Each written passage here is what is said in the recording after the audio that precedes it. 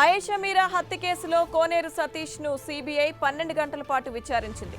Hard డిస్క్లు, సీడీలు, పలు డైరీలను అధికారులు సీజ్ చేశారు. ఆయేషా హత్య కేసులో తనకు ఎలాంటి సంబంధం లేదని కోనేరు సతీష్ తెలిపారు. లేడీస్ హాస్టల్ కోనేరు ఇంటి పేరుతో ఉండడంతో తన పేరు ప్రచారంలోకి వచ్చిందన్నారు. పోలీసులు అన్ని కోణాల్లో విచారించి నిర్దోషిగా ప్రకటించారని చెప్పారు. ఆయేషా హత్య జరిగినప్పుడు తాను హైదరాబాద్లో ఉన్నానని కోనేరు సతీష్ చెప్పారు. 12 ఏళ్లుగా తనను, తన కుటుంబాన్ని మానసికంగా ఇబ్బంది పెడుతున్నారన్నారు.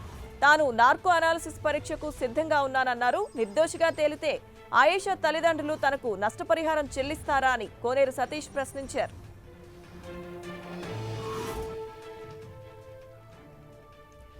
దీనికి సంబంధించి మరిన్ని డీటెయిల్స్ మా ప్రతినిధి తిరుమలరావు అందిస్తారు. తిరుమలరావు, చెప్పండి, ఆయేషా మీరా హత్య కేసుకు సంబంధించి కోనేరు సతీష్ తనకు ఎలాంటి సంబంధం లేదంటూ కూడా పేర్కొన్నారు. వివరాలేంటి?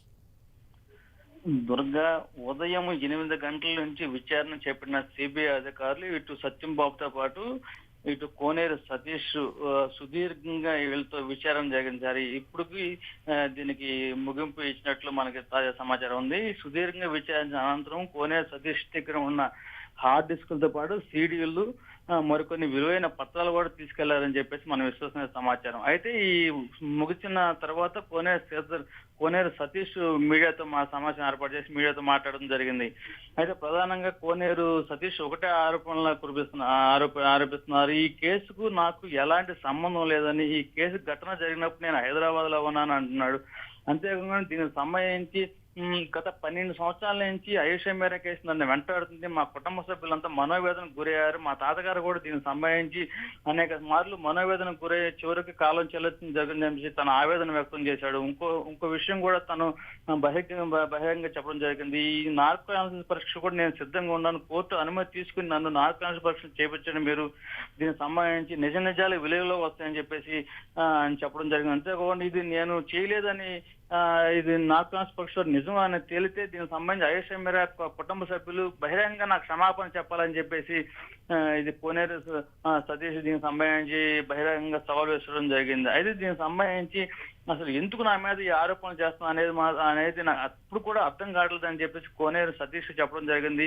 ఈ ఆస్తులు తన పేరు మీద ఉన్నదని, దానివల్లే తన కుటుంబ సభ్యులను తనను ఈ కేసులో ఇరికించారని చెప్పేసి అంటున్నాడు. అంతేకాకుండా కోర్టు సుదీర్ఘంగా చర్చించిన తర్వాత నాకు ఎలాంటి సంబంధం లేదని చెప్పేసి కోర్టు తీర్పిచ్చిన తర్వాత మళ్ళీ సిబిఐ అధికారులు తనను ఇంట్రాగేషన్ చేయడం ఏంటని చెప్పేసి ఇతను ప్రశ్నించడం జరుగుతుంది. Satish, right, thank you Tirumalarao.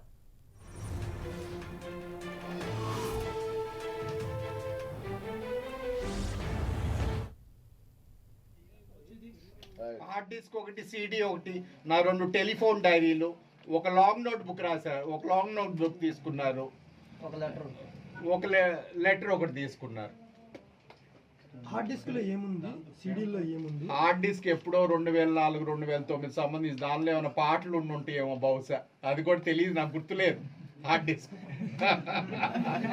Ayesha మీరా హత్య జరిగిన తర్వాత ప్రధానంగా మీ పేరే బయటకు ఎక్కువగా వచ్చింది. సతీష్ ఉన్నాడు, ఎందుకంటే మీ పేరే. అది కోనేరోళ్ళ బిల్డింగ్ కాదు, బిల్డింగ్ కోనేరోళ్ళది. కోనేరోళ్ళ బిల్డింగ్ కోనేరు రంగరావు మనోడు అంటున్నాడు. అక్కడ నియర్ గా కోనేరోళ్ళు ఉన్నారు. కోనేరు మన నా పేరు ఎందుకు పెట్టారు నాకు తెలియలేదు. మరి ఎందుకని మిమ్మల్ని ఆయేషా మీరా పేరెంట్స్ కూడా చెప్తున్నారు, ఎందుకు చెప్తున్నారు నాకు తెలియదు. ఇప్పుడు ఇంకోటి, ఇదంతా విచారణ జరిగిపోయింది.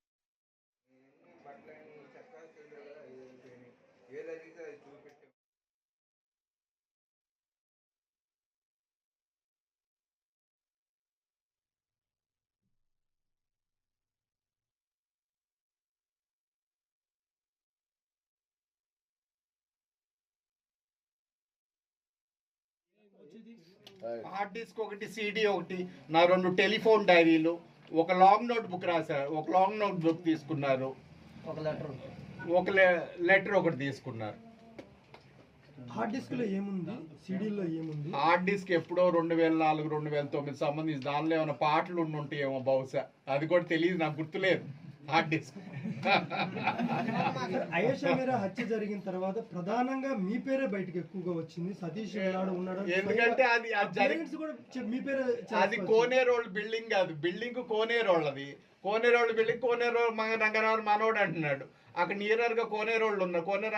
కోనేరు మన నా పేరు ఎందుకు పెట్టారు నాకు తెలియలేదు మరి. నాకు మరి ఎందుకని మిమ్మల్ని అయోమయ పేరెంట్స్ కూడా చెప్తున్నారు, ఎందుకు చెప్తున్నారు నాకు తెలియదు. ఇప్పుడు ఇంకోటి, ఇదంతా విచారణ జరిగిపోయింది.